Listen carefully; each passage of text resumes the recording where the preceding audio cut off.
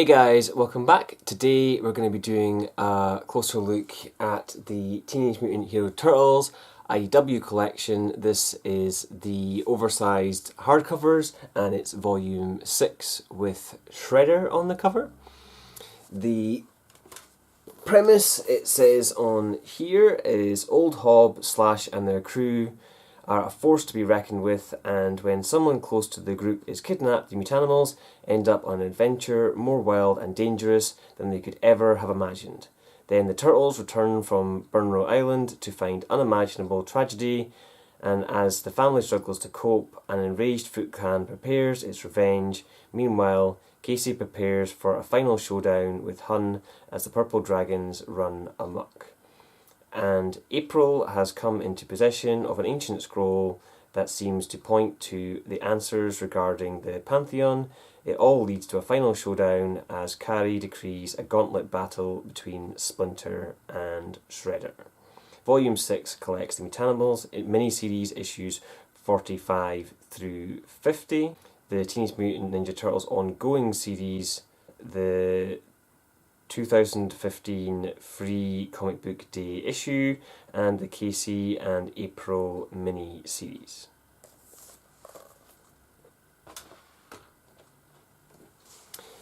So let's take a closer look at the book itself and then we can come back and have a further discussion.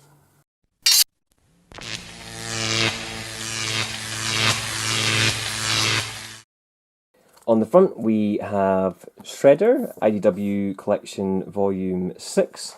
This has a sort of dark greyish kind of purple spine to it overall with 6 TMNT IDW. And then we have a further Shredder image on the back with our synopsis and as I say what this kind of collects and things in there. As with all of these books, we have the grey kind of interior with a character before we kind of get into things. I believe this is the second printing, and as I say, there is no ribbon in these books going forward, which is a little bit disappointing. We have our contents, and it kind of shows how everything's spread out. In this particular book, it's very much sort of split, so we have the Mutanimals first, we have the main kind of story including the free comic book day issue, and then we have the Casey and April at the end, so there's not really much mixed through in this one. And then we have 3 different kind of, I guess, art styles, because there'll be different artists as kind of things go through.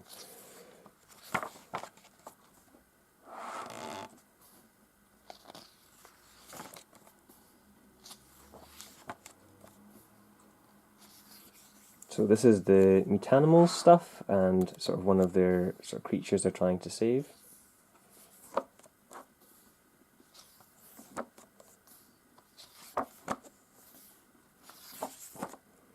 Beyond that, as I say, we get the main Turtles run, which the art is pretty good throughout, to be honest.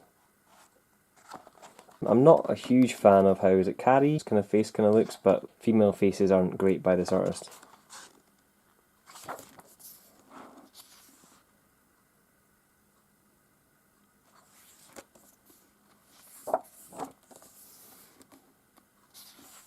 Shredder on his throne, pretty awesome.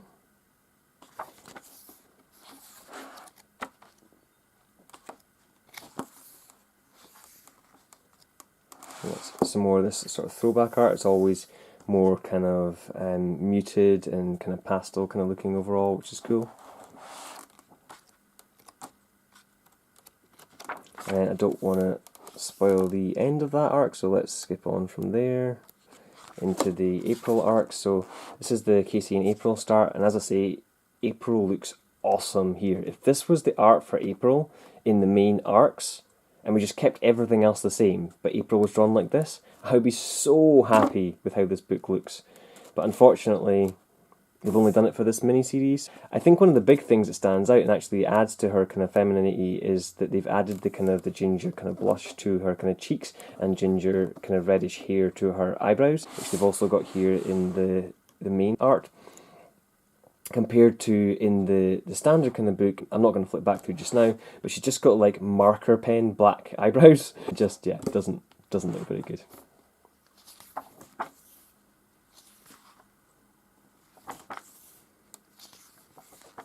So I really enjoyed the art in this book overall. It was good start to finish. Although I would say the main Turtles arc and the April arc are probably my sort of favourite two out of the three.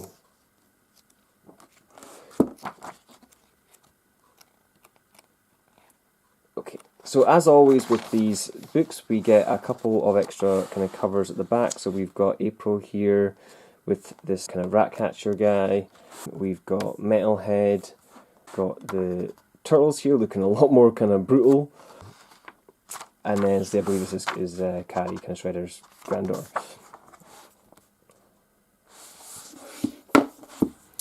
I've really been enjoying these books overall. I can't really, hide that in any kind of way. This book's been really good as far as the content in this one. So we had an arc at the start around the Mutanimals. Basically, they're becoming their own kind of rogue group, going off and just trying to save other kind of mutants. It kind of feels a little bit like an X-23 story where she's trying to save all the other clones as things are kind of going on. And their moral line is a little bit different than the Turtles in some kind of ways. So I really enjoyed that. The next arc kind of going on is the main Turtles arc. So we have, off the back of the last book, spoilers, you've been warned. So the end of the last book, Donatello has basically been killed, so he basically gets put into the Metalhead kind of body temporarily, like just his mind, and kind of is trying to solve how to get back into his kind of body overall. Shredder's been a bit kind of wounded, isn't out of the kind of picture, and we have, I believe, Karai kind of looking after the Foot Clan. And it all builds up to, as it says on the back of the book, a face-off between Shredder and Splinter for the future of the Foot Clan overall. So I really enjoyed it. I think that's really good as far as that kind of main arc was concerned. We have a bit more around Casey trying to sort of take on his dad and stuff. I feel it's been going on a little bit too long now. It's still kind of fun, but I'm kind of done with that. And then there's a kind of arc at the end, the kind of Casey April kind of mini story. Now, in some ways, I wish this was in the April branded book because it's some of the best art for April. The story is quite simple for that. It's basically, they've had a relationship when there's been a lot of stress and turmoil and fighting going on, and when they're trying to just kind of be them, they don't really know how to be around each other. So we have a little bit of an underpinning story of what they're going off to do, and there's this weird kind of twisted things happening to them, and they end up kind of in various different situations and realms and whatever. But the sort of key point of the story is basically like, can they be a couple if there isn't stress going on? And I personally feel the conclusion somewhat is no. Like they basically are two vigilantes as a vigilante kind of couple, and if they're not doing that, they're not really them, and they can't really be a couple. Maybe they were meaning to do a slightly different take on that and kind of say that, they are all agreed now and they get on together fine when there's nobody else around. But yeah, that wasn't the way it kind of read to me. It read to me like, we're not really getting along. Oh look, now this happened. Now we're getting along. So yeah, that's how I kind of took it. Book overall is great. I'm a little bit disappointed that going forward we're no longer getting ribbons in the books. They are a pain in the butt on the shelf, just hanging out under the kind of hardcover end. But on the flip side, it is great to not have to have a bookmark when reading your books. And as I say, it is a bit disappointing just that they've kind of stopped that going forward.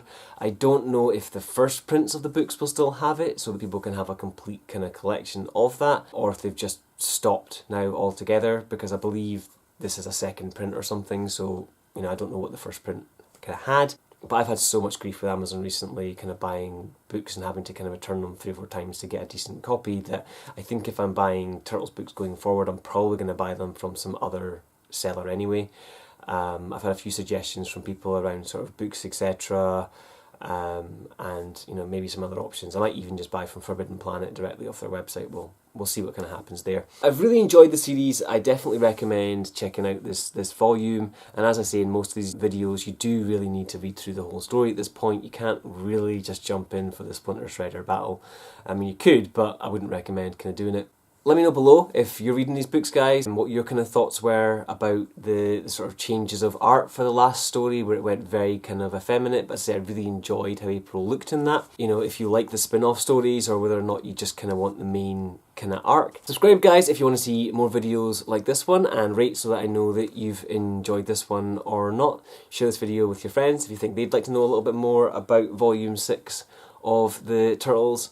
Check out my other videos, so I'll have them hopefully linked below in a sort of playlist, so you can watch the rest of the Turtles videos. And thanks for watching, guys, and I'll see you next time.